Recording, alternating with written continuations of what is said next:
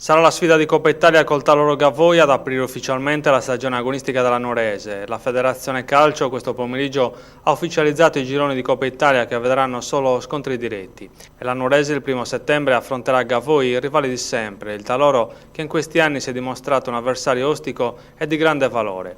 Il ritorno invece in programma a Nuoro l'8 settembre. Si tratta di una prova di grande impegno per la nuova Nuorese che si dovrà immediatamente confrontare con la realtà del campionato di eccellenza. Intanto sul fronte mercato e in vista della prossima impegnativa stagione, la Nuorese si sta guardando intorno per valutare se sia possibile ampliare la rosa con giocatori di qualità. In quest'ottica si colloca la partecipazione al ritiro dei verdi-azzurri di un giovane attaccante brasiliano. Si tratta di Lino Eduardo Wilson, classe 1991, che gioca nel ruolo di centravanti.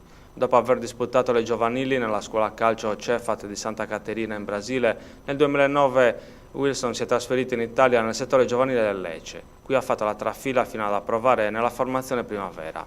La sua prima esperienza nel calcio professionistico è stata in Lega Pro col Barletta, quindi si è trasferito in Grecia. Ora torna in Italia con l'obiettivo di riuscire a sfondare nel calcio azzurro.